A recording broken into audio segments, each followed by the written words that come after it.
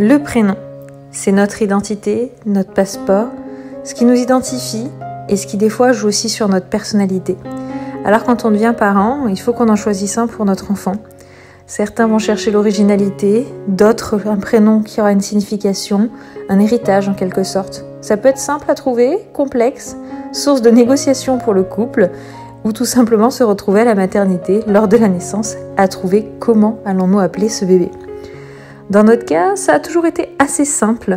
On n'a jamais vraiment fait de recherche, c'était à l'inspiration, l'envie. J'ai jamais vraiment regardé de liste, rien ne m'inspirait. C'est venu plutôt naturellement. On a d'abord eu notre fils, qui s'appelle donc Eden. Pour son cas, on avait choisi le prénom bien avant de connaître le sexe. Je crois que j'étais enceinte d'à peine 2 mois. Et on avait beaucoup aimé Eden pour un petit garçon. C'est Anthony qui avait proposé. Et si ça aurait été une fille, on avait pensé à Alice. Et puis il s'avère que nous attendions donc un petit garçon qui s'appelle Eden et à qui on avait mis en deuxième prénom Raphaël puisque c'était aussi un coup de cœur que j'avais mais qui n'était pas partagé par Anthony. Pour la seconde grossesse, on avait un petit peu du mal à se projeter sur les prénoms, le premier trimestre, et puis à l'échographie on nous avait annoncé que ça serait une fille. Du coup c'est vrai qu'on n'a pas trop poussé nos recherches côté prénom garçon, on a un peu plus cherché côté fille. J'avais proposé Zoé, Anthony avait beaucoup accroché et puis on s'était dit c'est comme ça qu'on allait l'appeler. Et puis, grand changement, vers les 6 mois de grossesse, un autre coup de cœur pour ma part, le prénom Rose. Anthony n'était pas très fan, c'était pas un prénom qui l'emballait. Il aimait beaucoup plus par contre la version Lily Rose.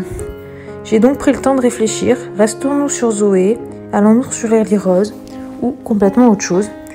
Et au final, on s'est accordé sur le prénom Lily Rose. Et donc notre petite fille est arrivée le 4 avril 2017 et s'est nommée ainsi.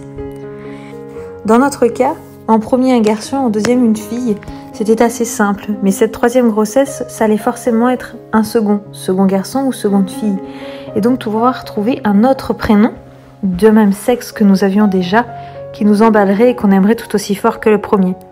Pas si évident que ça. Au début, pas d'inspi particulière. Rien ne nous donnait envie. J'ai épluché des longs fils de prénoms, d'idées. Rien ne m'inspirait. Et puis un jour, j'ai proposé à Anthony Abby. J'aimais beaucoup ce prénom, je le trouvais très joli.